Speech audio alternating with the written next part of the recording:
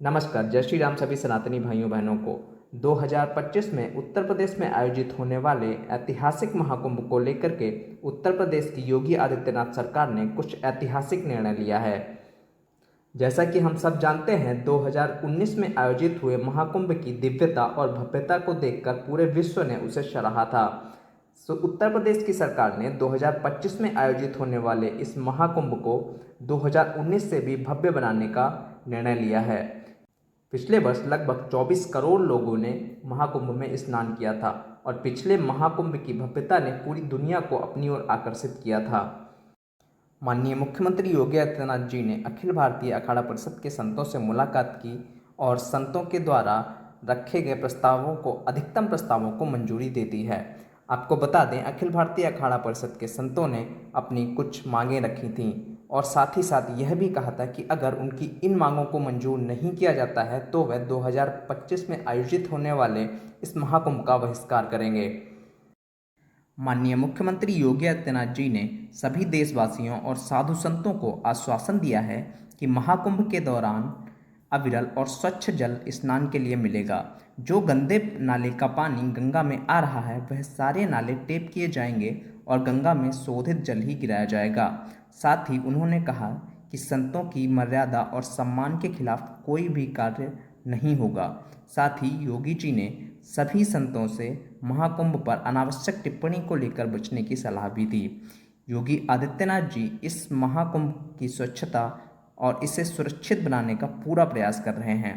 योगी जी ने सभी अधिकारियों को सख्त निर्देश दिए हैं कि महाकुंभ में किसी भी प्रकार की कमी और देरी बर्दाश्त नहीं की जाएगी। योगी जी ने महाकुंभ को लेकर एक आदेश जारी किया है जिसमें उन्होंने कुछ अहम निर्देश दिए हैं।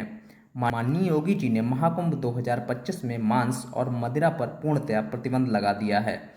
उन्होंने कहा है मेला परिसर ही नहीं अपितु मेला परिसर के आसपास लगभग 500 मीटर के सभी क्षेत्रों में मदिरा और मांस पर रोक रहेगी।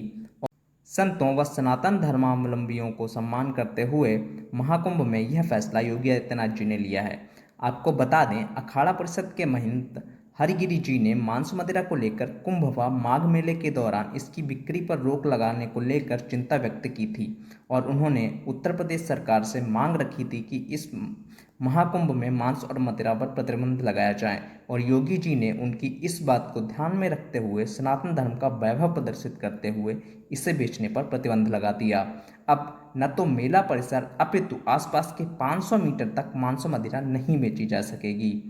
मैं योगी आदित्यनाथ जी के इस फैसले का तहे दिल से आभार प्रकट करता हूँ। इस बार महाकुंभ 3200 से 4000 हेक्टेयर का कर दिया गया है। पिछली बार 2019 में आयोजित महाकुंभ का क्षेत्र लगभग 3200 हेक्टेयर था, लेकिन अब उसे बढ़ाकर 4000 हेक्टेयर कर दिया गया है। आपको बता दें, योगी आदित्यनाथ जी ने अधिकारियों को दिशा निर्देश दिए हैं कि 10 या 15 दिसंबर के बीच में माननीय प्रधानमंत्री मोदी जी प्रयागराज आ रहे हैं। इससे पहले महाकुंभ की सभी तैयारियां पूरी होनी चाहिए। अखाड़ा परिषद ने 2025 में होने वाले इस महाकुंभ में मुस्लिमों की एंट्री को बैन किए जाने को लेकर उत्तर प्रदेश सरकार से मांग रखी है।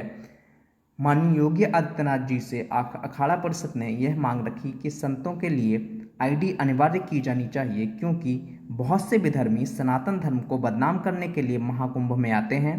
पिछले वर्ष भी बहुत सारी ऐसी वीडियोस थीं जिनमें नकली साधु बनकर घूम रहे थे, जिन्हें गायत्री मंत्र और साधारण मंत्र भी याद नहीं है। वह भी साधु संतों का वेश धारण करके हमारे धर्म को बदनाम करने की साजिश रचते हैं। कई सारे अन्य धर्मों के लोग मेले में साधु संत का वेश रखकर श्रद्धालुओं से सनातन के नाम पर पैसा लूटने का काम करते हैं और सभी साधु संतों को बदनाम करते हैं। अखाड़ा परिषद ने मुस्लिमों का प्रवेश महाकुंभ में वर्जित किए जाने को लेकर भी योगी आदित्यनाथ सिंह ने मांग की है। उन्होंने कहा कि जिस तरह से मुस्लिम लोग खाने पीने की चीज़ों को दूषित करते हैं, जिस तरह से यूट्यूब पर उनके वीडियोस सामने आ रहे हैं, जूस में पेशाब मिलाकर वह लोगों को पिलाते हैं, तो कहीं फल और सब्जियों को नाली में धुलकर बेचते हैं, कहीं खजूर को जूठा करके बेच रहे हैं।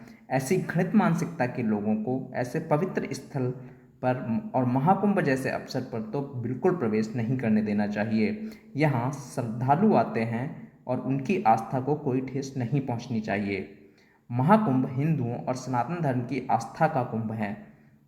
यहाँ घृणित और दूषित मानसिकता वाले उपद्रवियों के लिए कोई स्थान नहीं है। अगर वह सकारात्मकता के साथ मेले में आते हैं और गंगा में स्नान करके दूषित विचारों को साफ करते हैं, लेकिन यहाँ आकर गलत काम करने वालों को बख्शा नहीं जाएगा और इसके लिए कड़ी कानून कार्रवाई का भी इंतजाम योगी आदित्यनाथ की सरकार ने किया है।